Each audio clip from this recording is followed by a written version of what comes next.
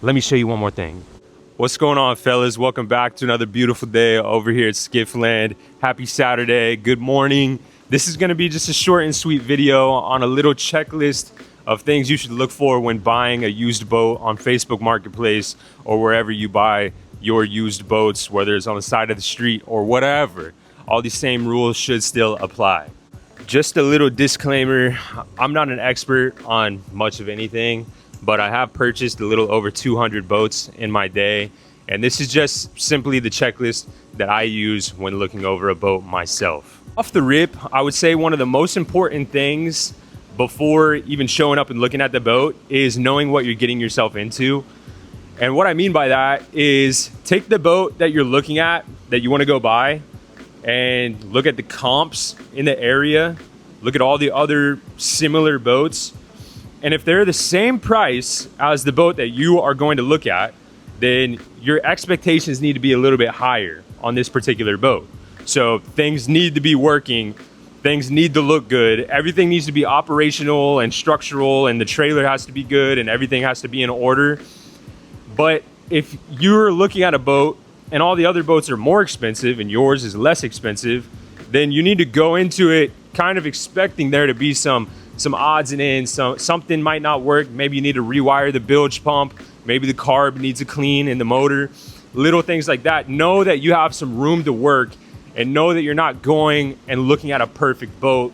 Otherwise, it probably would be listed at the same price as all the other comparable boats. There's always the exception as well. I've purchased a lot of boats very, very cheap that have nothing wrong with them. And I've also purchased expensive boats that I thought everything was good and there were things wrong with them. So exceptions on both ends, but usually the price should reflect the boat that you're picking up. That's not always the case. It's absolutely not always the case, but it's a good rule of thumb to know that if you're showing up to buy a boat that is thousands of dollars cheaper than the next comparable boat of that caliber, then you shouldn't nitpick it the same way you should a more expensive boat of the same caliber. Does that make sense?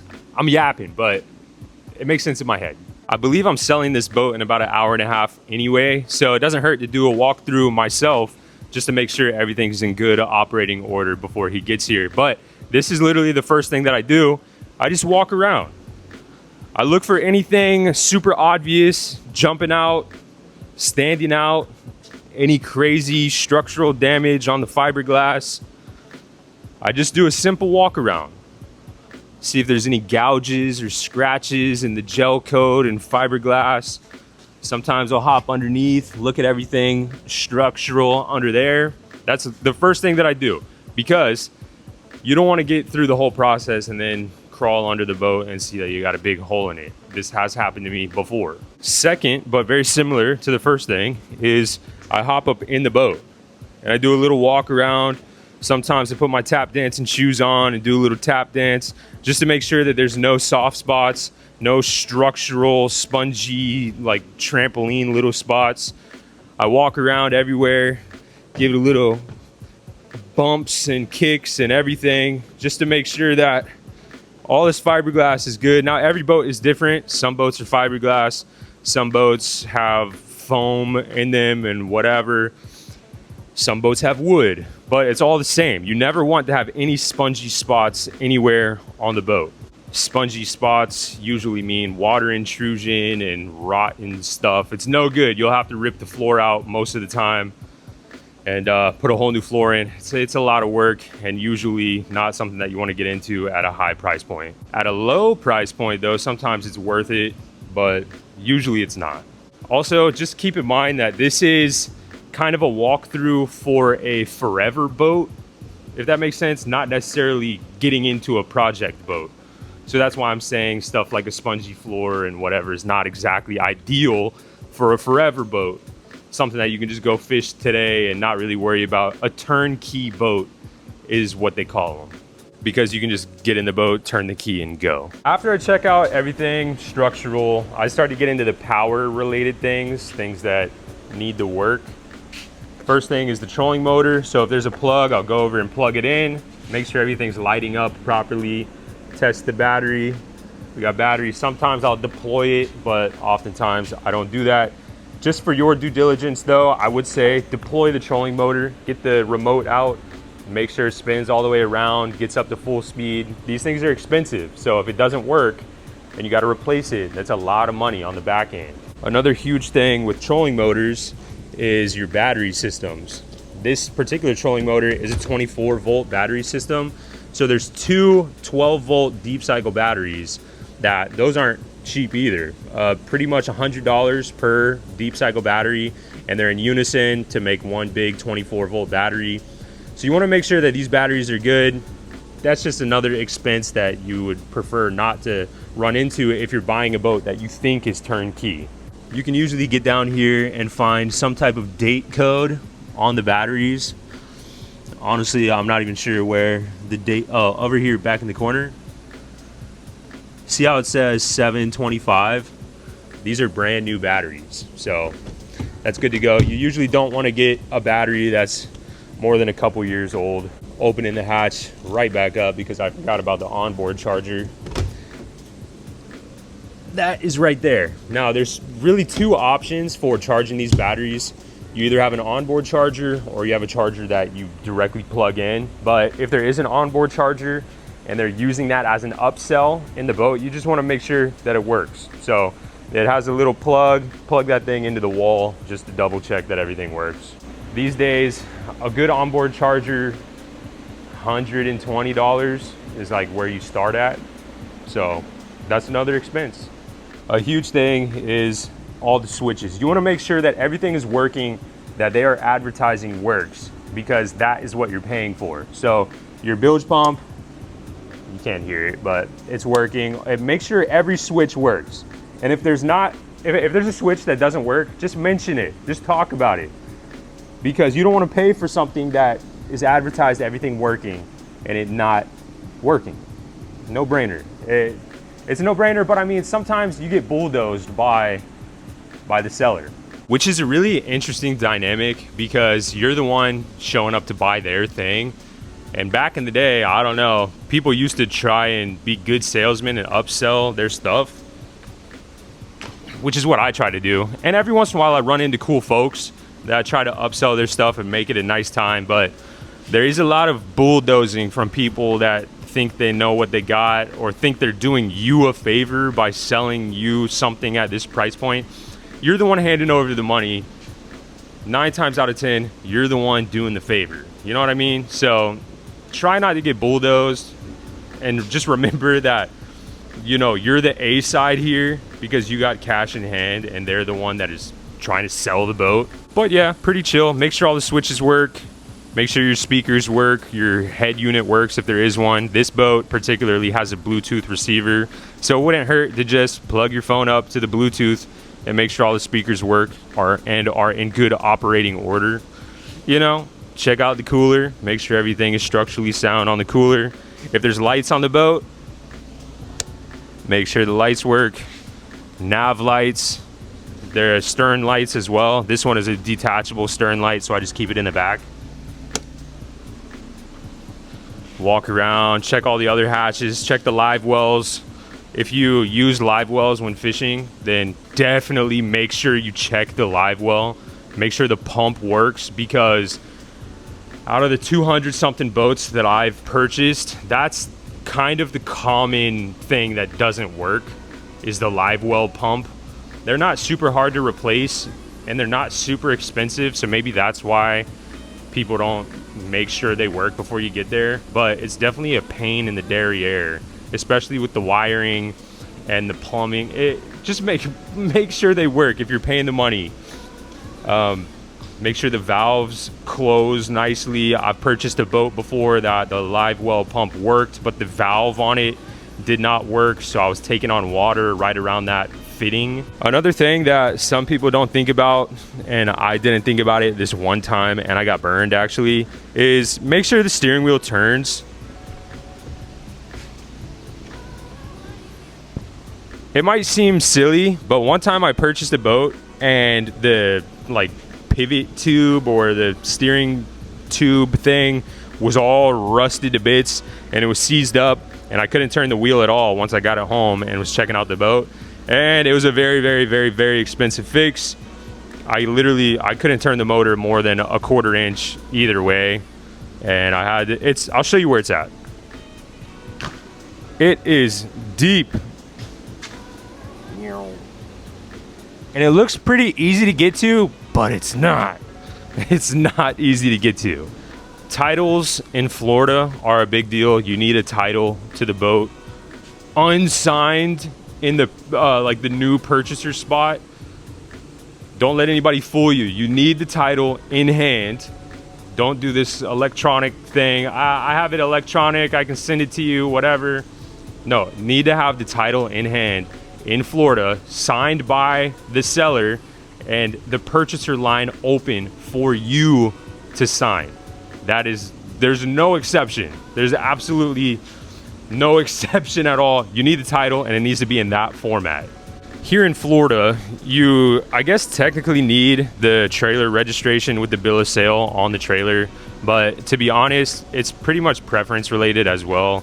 I often buy boats without the trailer registration, usually smaller boats, skiffs, etc. Boats that you can still see the taillights on the truck. That's just my preference. But you should definitely seek out the trailer registration, I suppose, but it's not a deal breaker if there's not one. Trailers, sometimes you can get a pretty decent trailer for $500 or less with registration.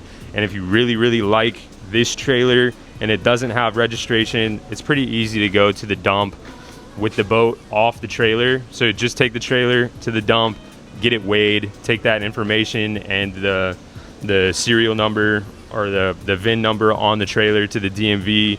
It's a pretty simple process. They give you a couple papers to fill out, and then they'll give you a registration for the trailer.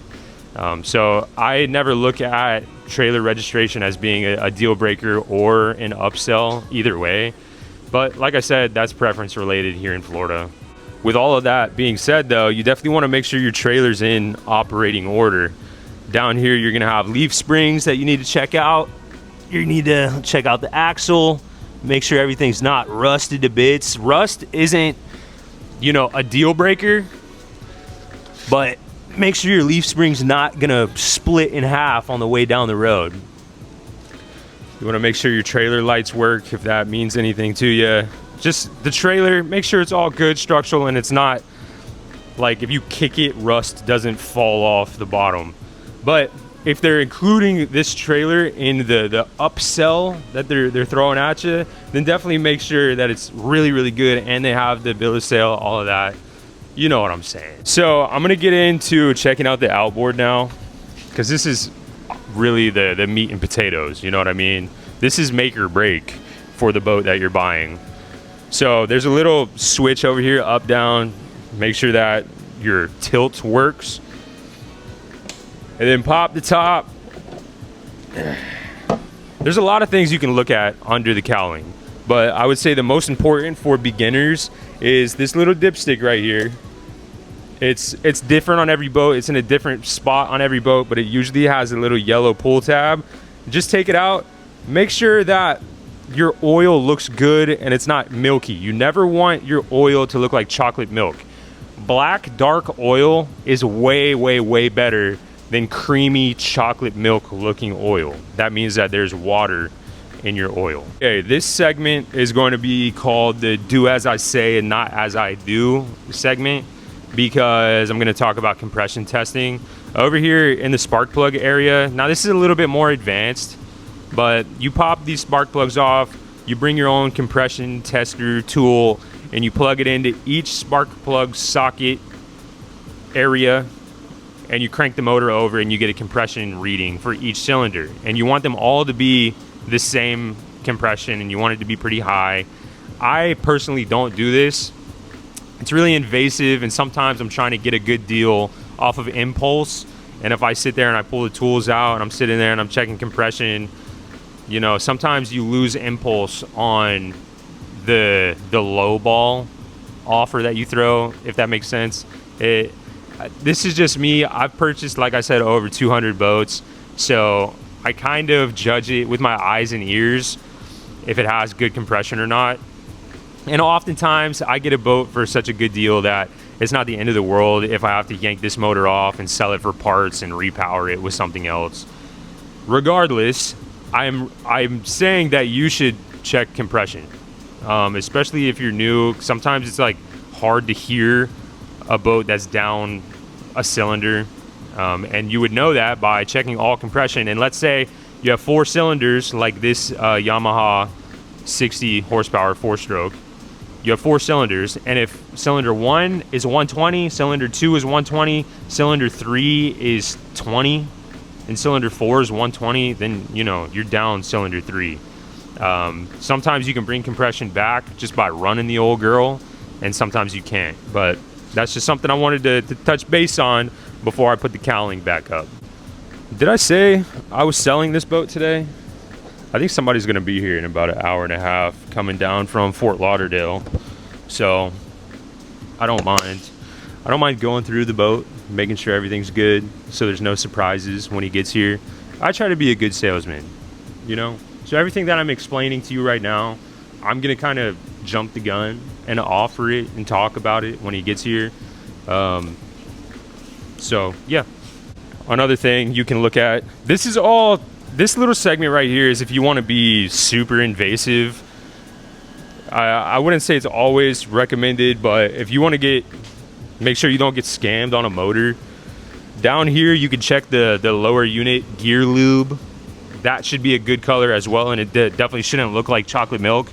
I don't know if you can see me down here, but there's a little screw on the very bottom, and you unscrew it just a little bit. If you don't screw out the vent screw up top, then you can kind of just gauge what it looks like down here. But without it all pouring out, you can just take a little look, make sure it's not super milky. Whenever you show up to check out a boat, I would say you want to make sure that the motor is not already warm. So right when you pull up, I usually walk over to the motor and I put the back of my hand on certain parts of the motor, make sure the guy wasn't there just, you know, waking her up before you got there. Sometimes you will have a good running motor when it's hot, but for some reason you'll get to the boat ramp and and you'll have to choke it out and give it a bunch of gas, and then it'll run great after that, which, you know, it's not a huge deal, but like I said, that needs to be in the price point. If you need to do a carb clean, if you got to do carb adjustments, whatever, all these things should be in the price point. So just make sure it's not hot. Make sure you're getting the cold start whenever you get there, so you know what you're going to be getting into, because from the time you buy it till the time you sell it, you are going to be the one doing the cold starts at the boat ramp. So just that's like a little thing that I do, right? I walk around, I walk in, I go over, I touch the motor, and while I'm touching, I say, you think we can fire this thing up? If it's warm though, I'll say something like, oh, did you have it fired up before I got here? Does it have a starting problem? Do you need to give it extra gas? Whatever. Just try to get them to be as transparent as possible. With the 200 boats, whatever, that I've purchased, it goes without saying that I've also sold the same amount of boats. I only have 2 boats in here. So I've ran into both types of people. The one person that knows everything about boats, and it's a pretty easy sale. They know what they're getting into. They know if it's a good deal or not off the rip before they even get there. And it's a pretty painless process most of the time. Fire up the motor. Sometimes don't even fire up the motor. I kind of have I don't know if luxury that I put all this stuff on YouTube, and it's all super transparent. So people see me driving these boats to sandbars and going fishing and whatever. So it's a little bit different in this context, but most of the time people that really know boats will come and they'll gauge if it's a good boat or not right off the bat. And then you got the other people that don't know anything about boats, and they have a lot of questions and super invasive, and they want to do all the tests, and they want to, you know, bring their mechanic to check things out and whatever. And that's not a problem, but I think the perfect ratio is like right in the middle, to kind of like know what you're talking about, but to also ask a lot of questions and be invasive, but don't make it too painful, because everybody has, you know, things that they would rather be doing than sitting and showing somebody a boat, like doing a bunch of tests and whatever. I've been burned a bunch of times. I've gone on sea trials. I've met people halfway. I let somebody sit and do a compression test, whatever, for hours, and I give up time with my family. I give up time at work, whatever, and they don't end up buying it, and that is super painful. So I just recommend to try and like be somewhere in the middle. If you are a serious buyer and you know, if the compression checks out, I'm gonna buy it. If all the switches check out, I'm gonna buy it. If everything works, I'm 100% going to buy it. So do you mind if I do these tests? Then that's chill. That's chill. But if you're on the fence, I'm looking to buy my first boat, I just want to come and check it out, I'm going to bring my mechanic, do you mind setting aside 2 hours of your day for me to just kind of kick tires and see if I even want to get a boat? That's pretty rough. I've dealt with both, and that is just super rough. I usually walk back inside. I keep it chill. I keep a smile on my face. But when I get back inside, I'm talking to the old lady. I'm usually pretty flustered. If you are a first-time boat buyer, though, a sea trial makes sense. Just get out there, because you're not going to know much about compression and spark and throttle linkage and everything that's supposed to be there and everything, and all this lower unit lube and switch wiring and trolling motor battery 24 36 volt iPilot spot lock boat stuff, cooler stuff, foam stringers, all this stuff. You're not going to know about everything. And if you just want a boat and it's your first boat and you want to get out there and get to fishing and get to having fun, the best thing you can do is just go on a little sea trial and get out there and make sure that everything works. You know, a lot of people just drive their cars every day and don't know how to work on them or whatever. They don't know much about their cars, but they just drive them every day. It's like that. Like, you can do that with a boat. It's a little more, you know, boats require a little bit more maintenance and a little bit more than just the old car. Car, you just drive and you put gas in it and you change the oil every once in a while. Boats require a little bit more maintenance, but just get out there, do a sea trial. Just make sure you're able to get to the fishing spot. Make sure you're able to get to the sandbar. And then through time, you're gonna learn about everything else. But don't let it intimidate you though. You know, figure it out along the way. I would suggest for your first boat, getting something like a Carolina Skiff or a Boston Whaler, something a little more indestructible. Something that you can bang up and ding up a little bit. Probably an older motor. I wouldn't say it's super recommended to buy a super sweet flats boat with the Yamaha show on the back, because for your first boat, you're probably going to dog it a little bit. You're probably going to run it aground. You're probably going to bang the prop up. It's just, and that's how it should be, you know? Your first boat, you should ding it up. So, and you should have fun, and don't worry about, you know, beating it up too bad. But I mean, there's probably so many things that I've forgot about cruising around this. Oh, let me show you one more thing. Make sure your throttle goes up, back to neutral, down, back to neutral, up. Make sure your controls work. This particular boat has an external gas tank. Bing, bing, bing. Sometimes, you know, hop down there, give it the old sniff. If it burns your nose hairs, then it's probably pretty good. You got a starting battery back here as well. I just forgot to show you that stuff.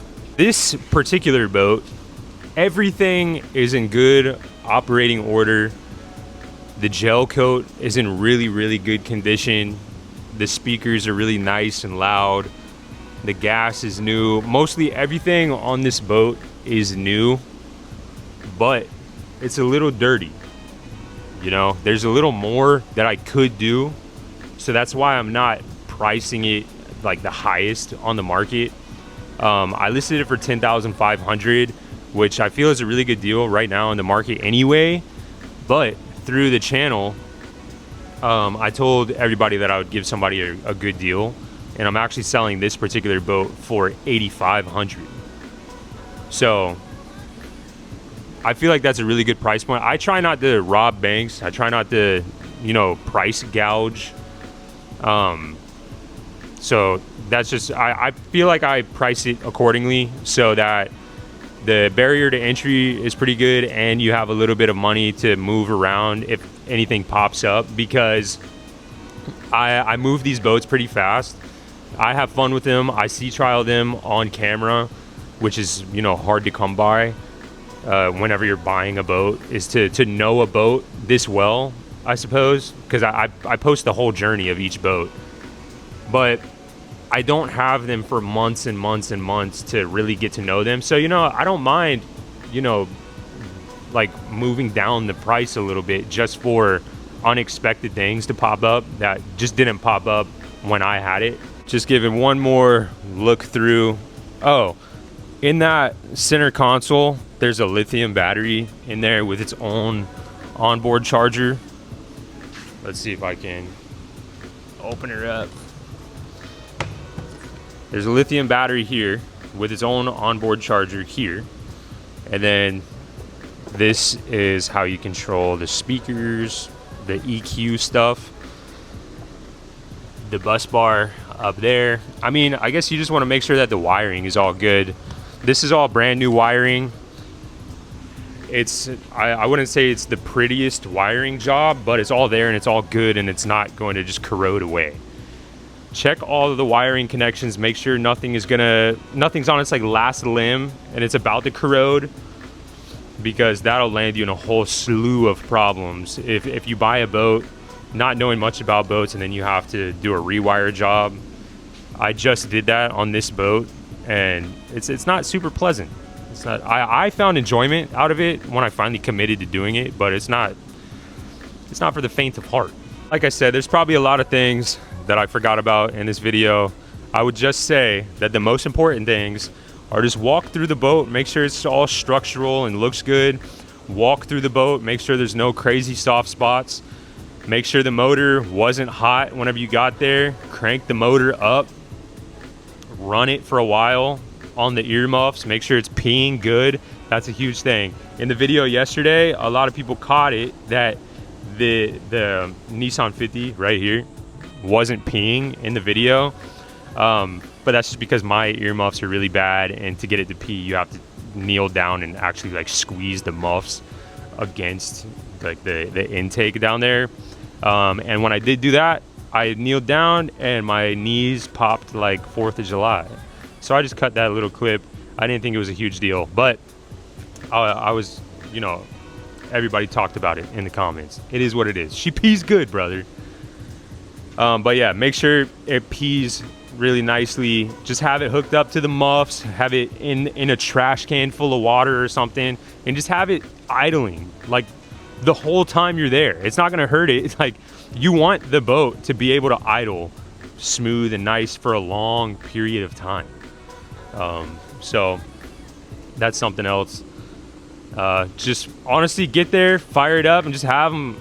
If you're actually gonna buy it and you're not worried about wasting the gas, I mean, you're not gonna burn through that much gas sitting there letting it idle, but just sit there and let it idle while you're chit-chatting. That's the best thing you can do to make sure you have a healthy motor, is just let it idle the whole time. Put it in gear if you want, but don't just sit there and dog it in gear. That's not good for the motor. But make sure it goes into gear and into reverse. That's huge as well. You don't want to figure these things out when you're out on the water. And then, yeah, I mean, there's so many things. Every boat is different. This is a pretty simple setup, so it's pretty simple. You know, make sure it's structural, make sure the trolling motor works, make sure the motor works, steering, turns, you go into gear, and the speakers work, and all the switches work. It is what it is. But there's boats that are even more simple than that. Some boats, you're just buying a Skiff and it just has a tiller motor on the back that's not electric start. It's just a pull start motor. And that is completely different. No bilge pump. It's just super simple. And in that boat, you really just want to make sure that the boat itself is structural and it's not going to leak. And I guess you can figure that out on land by putting the drain plug in and filling it up with a water hose. That's super invasive too. Not everybody would want you to do that, but it is a good way to see if your boat is going to leak. Usually for John boats and stuff, that's a good rule of thumb, because if that John boat is riveted, it's probably going to leak. You definitely want to get an all-weld John boat, but they're harder to find. I'm yapping at this point. That's a pretty chill walkthrough, I suppose. Nothing too crazy. As far as the trailer, I forgot to mention that your bearings, like your hubs, those need to be nice and greased before you go on a long drive, because you could blow a bearing and it's pretty rough. Yeah, I'm not going to waste much more of your Saturday morning. Like I said, I could probably talk a lot more about stuff like this, and I could talk a lot more about negotiating tactics and whatever, a lot of stuff, you know what I'm saying? But this is what was on the top of my mind right now. Don't take it too seriously, please. Please. It's all just chill stuff. My phone died in the middle of recording that last clip, but it is what it is. I jumped in the truck and I am charging my phone to do this now. Like I said, this was just a chill little walkthrough. I was thinking of things on the fly. This is all really, it's like live. I'm filming this and I'm about to post it right now. So there's nothing scripted. I'm just going, so don't take it too seriously. There's probably so many things that I could have gone over that I forgot about. I'll probably think of things throughout the day, and it is what it is. I feel like those are just the important things, I suppose. So yeah, regardless, I enjoyed hanging out with you guys on this fine Saturday morning. Enjoy your weekend. Love you guys, and I will see you tomorrow in the next one. Peace.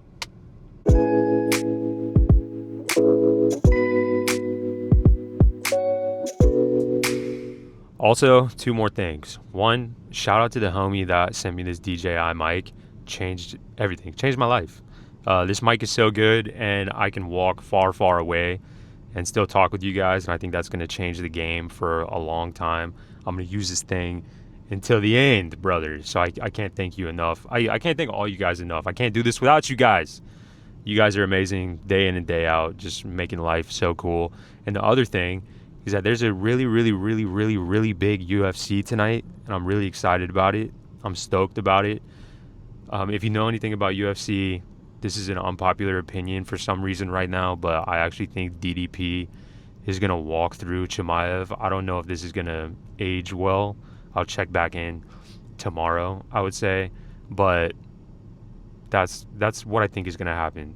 I don't know. I feel like if Chimaev can't walk through Usman, then I can't see a world where he walks through DDP.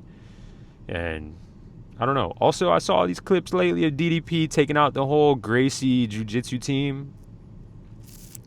I was impressed, brother. Anywho, and he was out of shape. So whatever. I'm excited for UFC tonight. I'm just a happy guy. Boat stuff, UFC stuff. That's my dream life.